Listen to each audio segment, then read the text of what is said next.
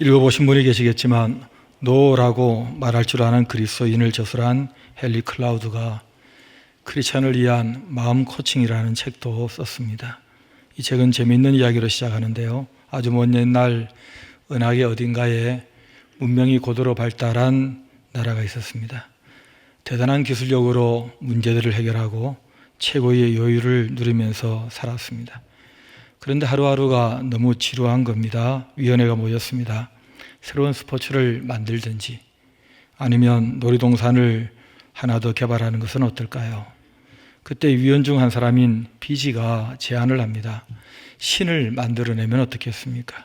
모두 환영했습니다. 일요일마다 재미있을 거라 생각한 거죠. 문제는 신을 어떻게 만들어야 하는지 모르니까 일이 진척이 안 되는 것입니다. 그때 비지가 말합니다. 생각해보니 이건 말이 안 됩니다. 우리가 신을 만들어도 가짜 신인 걸 다 알게 될 텐데 차라리 지구인들이 경배하는 하나님이란 신을 찾아보는 게 어떻겠습니까?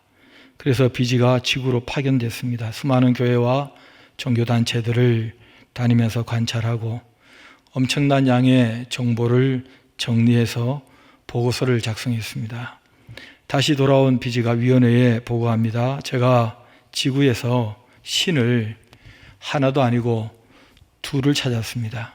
하나는 은혜라는 여신인데 사랑을 말하는 신이고 친절해라, 착하게 살아라, 무조건 용서해라, 가난한 사람을 돕기도 하고 어쨌든 참 좋아 보였습니다. 문제는 규칙이 없고 원칙도 없어서 사람들이 뭘 잘못하고 있는지 기준이 없는 게 문제입니다. 다른 하나는 진리라는 남성 신인데 은혜가 착한 신이라면 진리는 못된 신 같았습니다. 사람들이 계속 남의 잘못을 판단하고 지적하고 서로 불쾌한 말을 주고받는 겁니다. 좋은 점도 있었습니다. 거짓, 간음, 낙태, 술 취함 같은 행동에 대해서는 단호하게 대처하기도 했습니다. 비지의 보고를 받은 위원회는 결론을 내립니다. 일단 신을 만드는 것은 없었던 걸로 하고 새로운 놀이공원을 만듭시다. 지구의 두 신 모두 마음에 들지 않았고 또 어떻게 해야 될지도 알지 못했기 때문입니다. 그때 비지가 제안합니다. 우리에게는 대단한 기술이 있지 않습니까? 물과 기름도 합치게 할 수 있는 기술이 우리에게 있으니까 은혜와 진리도 합치어 보면 어떻겠습니까? 하고 제안했습니다. 여러분, 제가 설교 원고가 3페이지인데 한 페이지하고 4줄을 지금 읽었습니다. 이건 책을 소개하는 건 설교 시간에 저에게 익숙하지 않은 모습이긴 하지만 저자는 우리 마음을 건강하게 만들려면 3가지가 필요하다는 겁니다. 은혜, 진리, 그리고 시간. 은혜와 진리는 우리가 잘 압니다. 은혜는 받을 자격 없는 사람에게 베풀어 주시는 하나님의 은총을 말합니다. 사랑과 같은 말이고 긍휼과 관계의 회복을 통해서 함께 살게 만드는 것이 은혜 아닙니까? 진리는 잘못된 행동에 대해서 경계선을 분명히 하고 지키게 하는 규율과 지침을 말합니다. 근데 문제는 은혜든 진리든 다 우리에게 본래 있는 게 아닙니다. 이건 받아야 되는 겁니다. 하늘에서 하나님께서 주셔서 받을 수 있는 게 은혜와 진리이기 때문에 받지 못한 사람들은 자신이 진짜 자아를 가진 게 아니고 가짜 자아를 가지고 살 수밖에 없습니다. 그러니 평생 죄책감에 젖어 삽니다. 내가 더 잘해야 되는데 잘 못했어. 내가 이렇게 수십 년 살아놓고 한 게 없어. 나는 좀 더 잘할 수 있었던 것은 물론이고 또 해서는 또 안 되는 일을 하고야 말았어. 이런 식의 죄책감으로만 살다가 죽어가더라 하는 것입니다. 그리스도인이 됐다는 것은, 예수를 믿는다는 것은 은혜와 진리가 뭔지를 알게 되는, 받아서 비로소 경험하고 출발하게 되는 것을 말합니다. 그러니 은혜와 진리는 내게서 그리스도인이 되면서부터 시작되는 것이지 완성된 게 아닙니다. 그런 점에서 우리에게 필요한 3번째가 시간입니다. 시간 걸려서 우리는 많은 사람을 만납니다. 이런저런 일도 겪습니다.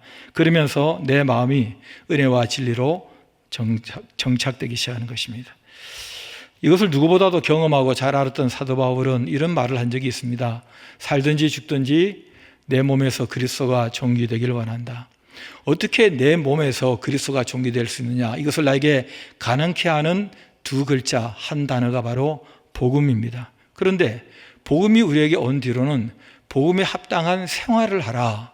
복음은 우리의 신분을 바꾸고 한순간에 천당으로 확 데려가는 게 아니고 복음을 알고 믿게 된 이후에 복음에 합당하게 시간 속에서 살아가는 인생을 하나님께서는 우리에게 허락하신다는 것입니다. 그러니 복음이란 구원의 자격만 갖추는 게 아니고 신분만 바꾸는 게 아니라 살아가게 만드는 힘이 바로 복음입니다. 하나님 나라에 속한 예수님의 제자다운 하나님의 자녀다운 삶을 살게 한다는 거죠. 1절에 그러므로 그리스도 안에 무슨 권면이나 사랑이 무슨 교제나 위로나 교제나 긍휼이나 자비가 있거든. 여러분 이런 거 보세요. 이런 단어들 권면, 사랑, 위로, 긍휼, 자비 전부 다 우리가 하고 있는 것들이고 잘 하고 싶어하는 것들 아닙니까? 이게 그리스도인의 생활입니다. 이런 것들로 우리의 일생을 채워가야 되는데 문제는 마음이 없으면 못한다는 거예요.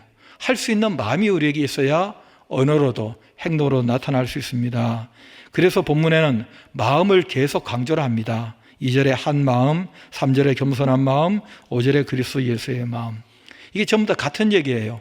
마음을 먹는 게 중요한데 근데 이런 마음에 지침이 있습니다. 지켜야 될 그것이 첫째는 다툼이나 허용으로 하지 말라 하는 것부터 시작합니다.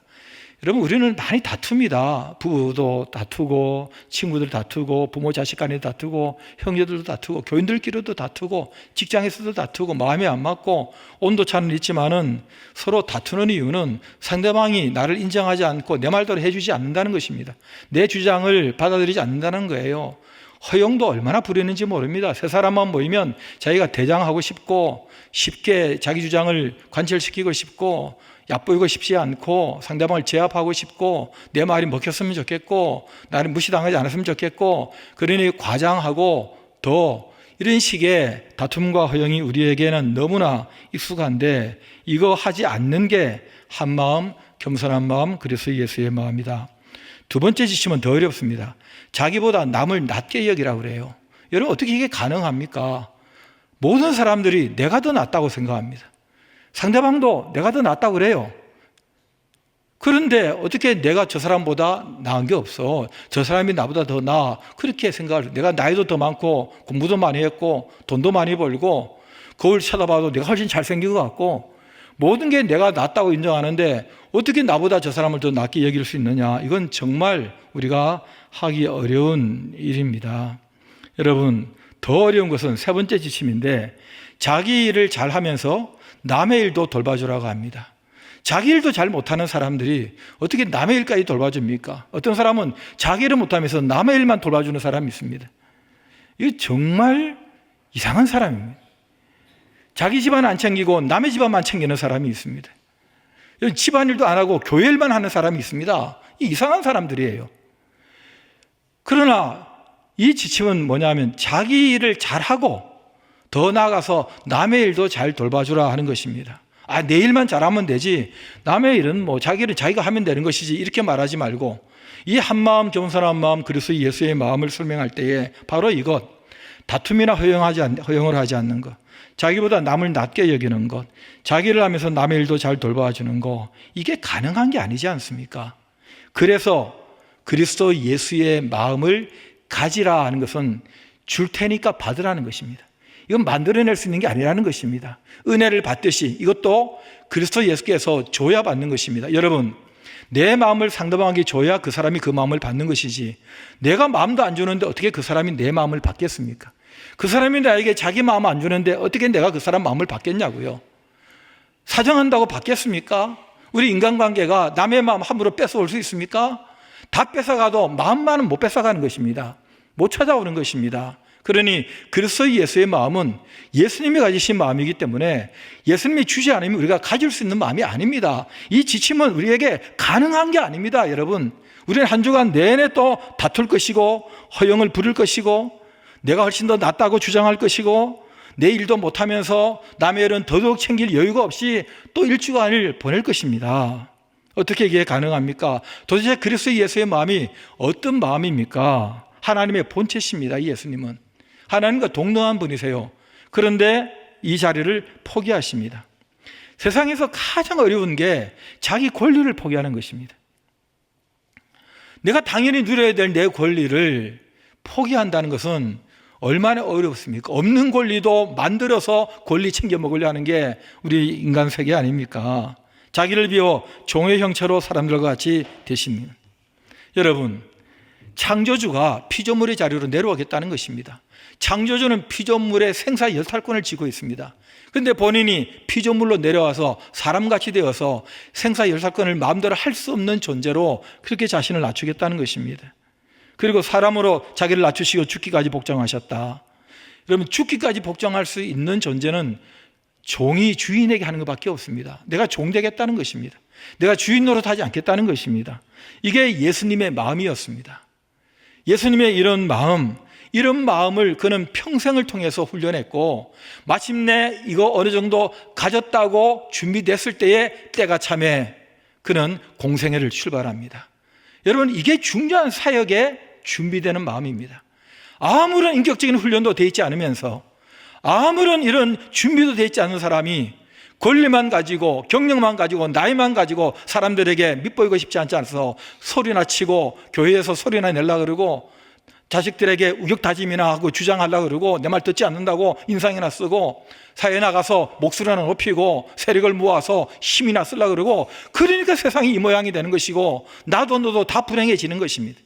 예수님은 이 은혜와 진리에 이 그리스도 예수의 마음이 충분히 준비됐다는 늦은 나이, 30살의 나이에 장착되니까 그때 비로소 나서 사역하니까 3년을 해도 300년을 한 사람보다 훨씬 더 놀라운 일들을 해낼 수 있는 것입니다.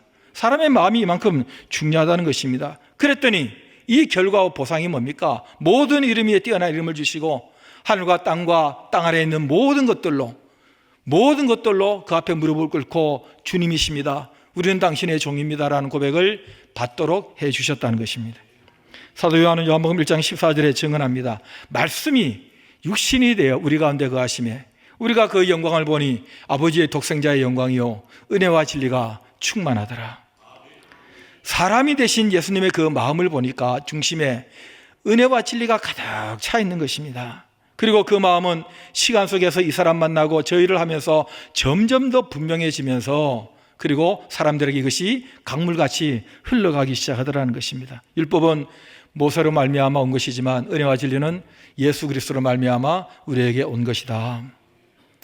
우리가 예수님을 마음에 모시고 더 사랑하고 더 친밀하게 느끼고 더 함께 동행하려고 하는 이유, 뒤집으면 하나님께서 예수님을 우리에게 보내주셔서 구원해 주시고 우리 안에 그의 영으로 함께 하시면서 우리가 시간 속에서 몇십 년 인생을 살아가 천국까지 가게 하시는 그 목적이 뭐냐는 거예요. 그건 예수님의 마음을 동일하게 가지고 예수님처럼 은혜와 진리의 균형 잡힌 사람으로 그 마음이 삶이 인격으로 바꿔가는 그런 수준을 땅에서 만들어서 누리며 살다가 천국의 맞춤형이 되어서 들어가라는 것 아니겠습니까? 그래서 필요한 것이 시간입니다. 우리는 좀 더 살아야 돼요. 우리는 좀 더 세상에서 사람들을 만나야 되고 좀 더 일을 겪어야 되고 내가 일을 하기도 해야 되고 다가오는 일을 만나기도 해야 되고 내가 좋아하는 것 그리고 만나고 싶은 것 다 하기도 해야 되지만은 만나기 싫고 하기 싫은 것도 겪어야 되고, 우리는 온갖 시간 속에서 우리에게 하나님이 허락하신 것들을 다 경험하면서 우리는 더 나이 값을 하는 성숙해지기 시작합니다. 여러분, 성숙은 나이하고 아무 관계 없어요. 우리 교회에 박성숙 권사님이 있습니다. 그러나 여러분, 3살짜리도 성숙이가 있어요. 나이와 관계없이 성숙의 이름이 있듯이 성숙은 나이하고 아무 관계 없습니다. 여러분, 나이 먹어도 얼마나 유치한 사람들이 있습니까? 얼마나 어린애 짓을 합니까? 얼마나 혈기를 부리고 자기 마음대로 안 되면 고함을 치고 나이로 누르려고 그러고 주변을 피곤하게 하고 휘저어놓고 사람들에게 상처를 주고 뒷담화를 하고 거짓을 말하고 나이값을 못하는 사람이 얼마나 많습니까? 그러나 여러분, 사도 바울이 디모데에게 얘기한 것처럼 내 연소함을 업신여기지 못하여 하고 말과 행실과 사랑과 믿음과 정절에 대하여 믿는 자에게 본이 되라는, 나이 젊어도 정말 어른들이 존경할 만한 그런 젊은 사람들도 있는 것입니다. 나이와 관계없이 우리의 시간이 무엇으로 채워지느냐는 거예요. 이번 한 주간이 무엇으로 채워지느냐. 그냥 텔레비전 보면서 사람들 마음에서 짜증이나 내고 정신없이 일하다가, 그리고 한 주간 다 갔다가 예배 드리고 앉아있는, 몇 번 반복하면 한 해가 갈 것이고, 해가 몇 번 바뀌면 늙어갈 것이고, 때가 되면 그냥 죽어갈 것이고, 그렇게 한다고 그게 성숙이 오는 게 아니지 않습니까? 여러분, 나이 든다고 성숙한 게 아닙니다. 이 시간들이 뭘로 채워지는 거예요? 내가 원하는 사건으로 채워지는 게 아니라 이런저런 모든 사건과 모든 만남을 통해서 뭘 배워가느냐는 거예요. 잘못한 것은 잘못한 것을 통해서 또 배워나가고, 잘한 것은 잘한 걸 통해서 더 배워나가는, 우리가 더 예수님을 닮아가는 기회로 삼아서 그게 마지막에 남는 것이고, 그게 상급이 되는 것이고, 그게 하늘나라 수준이 되는 것입니다. 땅에 잘났다 생각하는 모든 수준은 전부 다 두고 가는 것입니다.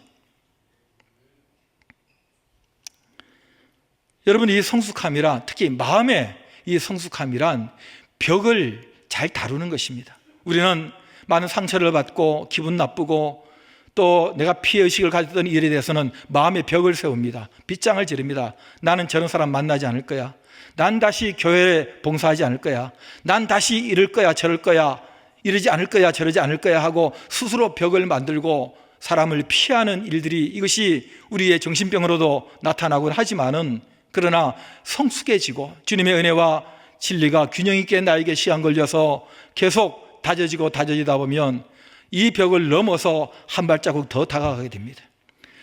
내하고 결이 너무 다른 사람, 뭘 피하고 싶은 사람도 전에는 피하고 말았지만은 그래도 한번 웃어줄 수 있는, 그 다음에는 1년이 지나고 2년이 지나면 조금 더 다가가서 말 한마디 건네줄 수 있는, 기도 한마디 더 해줄 수 있는, 손 한번 잡아줄 수 있는, 그리고 기꺼이 그 필요를 채워줄 수 있는 5년 10년이란 그냥 흘러가는 것이 아닌 마음이 건강해짐으로 그리스도인은 그의 삶이 벽을 넘어서는 더 주님의 내가 너를 사랑과 같이 사랑하는 자리까지 나아가는 수준이 되어가는 것입니다. 반대로 또 이런 벽도 스스로 세우는 건강성을 발휘합니다.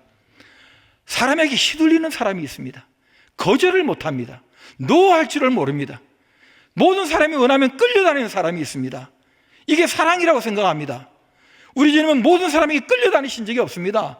하나님 아버지의 말씀과 그분의 일을 하면서 사람을 향해서 때로는 단호하게 나는 그렇게 살지 않을 거야. 너가 내 세계에 들어와서 나의 마음을 뺏어가지 못하도록 할 거야. 나는 너의 말 때문에 상처받지 않을 거야. 스스로 벽을 세우고 자신을 지켜내는 그런 건강성도 있습니다. 벽을 세울 줄 아는 사람, 사람에게 휘둘리지 않는 사람, 끌려다니지 않는, 시간 낭비하지 않는 사람, 하나님의 말씀을 제쳐놓고 성령 인도하심보다 사람의 말 한마디에 평생을 억울함과 탓하면서 피해자로 살아가는 그런 삶은 건강한 삶이 아닙니다. 때때로 넘어서기도 하고 때로는 들어오는 것을 막아서기도 할 수 있는 그런 균형 잡힌 은혜와 진리의 건강성을 예수님처럼 우리가 가져가야 되는 것입니다. 오늘 두 가지를 꼭 실천하시기 바랍니다. 하나는 기도할 때마다 잊지 마시고 그리스도 예수의 마음, 은혜와 진리가 균형 있게 잡혀 나에게 충만하게 채워지게 하여 주시옵소서. 두 번째 실천, 결심하시고 또 결심하시기 바랍니다. 내가 살아가는 모든 삶에서 겪는 일들은 나를 이런 예수님처럼 만들어가는 하나님의 훈련이다. 어떤 일 때문에 주저앉지 마시고, 그리고 포기하지 마시고 털고 일어나시기 바랍니다. 여러분, 죄책감을 가지고 마음 열어서 혼자 자기 연면에 빠지는 것은 정직한 게 아닙니다. 겸손한 것도 아닙니다. 그건 주님이 원하시는 게 아닙니다. 털고 다시 일어나야 합니다. 그리고 주님 닮아갈 모습으로 흔연히 일어서서 달려가셔야 됩니다. 이 탓 저 탓 하면서, 누구 탓하면서 난 틀려서, 그건 겸손한 게 아닙니다. 우리는 잘못한 일은 잘못한 그 일이 나를 일하게 만들어서 다시 딛고 일어서는 법을 배워야 되는 것이고, 내가 잘하는 일이 있다면 잘하게 하신 주님께 감사하면서 더 잘할 노력을 해가면 되는 것입니다. 우리는 표대를 향해서 나아갈 사람이지 자꾸 옛날 생각이 나면서 돌아서서 혼자 울고 있어야 될 사람이 아니라는 것을 기억하시기 바랍니다. 이제 가을 단풍잎이 떨어지고 있습니다. 가을 타지 마시고 차나 잘 타시기 바랍니다. 예. 괜히 혼자 눈물 흘리고 그러지 마시기 바랍니다. 그럴 시간에 더 말씀 읽고, 그럴 시간에 전화 한 통화 더 하고, 그럴 시간에 더 내가 해야 될 일을 허리끈 동겨매고 열심히 살아가는 성도들 되시기를 주의 이름으로 축복합니다. 일어나시겠습니다. 하나님 아버지, 하나님 없이 내가 살 수 있다는 죄악의 마음을 걷어내시고 예수님의 의를 우리에게 심어주셔서 예수님 가지셨던 은혜와 진리의 마음을 우리 속에 잘 자리 잡게 하심으로 오늘 이 자리까지 왔고 앞으로도 주님 만나 뵐 그날까지 잘 가게 될 줄 믿습니다. 한 주간 이런저런 일을 하게 될 것이고 이런저런 사람들을 만나게 될 터인데 때로는 아프고 힘든 상황도 그것이 일을 해서 우리로 더 나아가게 하시고 때로는 과분한 사랑과 은혜를 입어도 그것이 또한 감사해서 그 일로 인하여 더 주님을 닮아가는 복된 시간들로 우리의 시간들을 채워주시기를 간절히 기도합니다. 탓하거나 좌절하거나 낙심하지 않게 하시고 교만하거나 허영이나 다투지 않게 하시고 예수님의 마음속에 성령의 도우심으로 꼭꼭 눌러서 예수님같이 살아가려고 애를 쓰고 그 안에 누리는 자유와 기쁨이 진정한 기쁨이고 자유인 것을 경험하는 복된 날 되게 하여 주시옵소서. 흩어져 있는 우리 모든 교우들 오늘도 성령으로 붙들어 주시고 몸이 아프고 마음이 힘들고 또 여러 가지 산적한 일로 인해서 머리 아픈 일들까지도 주님이 해결해 주시니 하나님의 지혜와 하나님이 주신 용기로 넉넉하게 감당하게 하시고 마침내 주님이 하셨습니다. 감사하게 하여 주시옵소서. 우리 주 예수 그리스도의 은혜와 하나님 아버지의 놀라운 사랑과 성령의 교통 역사하심이 우리 모든 예배하는 성도들과 도화적 소대문교회 교우들 위해 영원토록 함께 있을지어다. 아멘.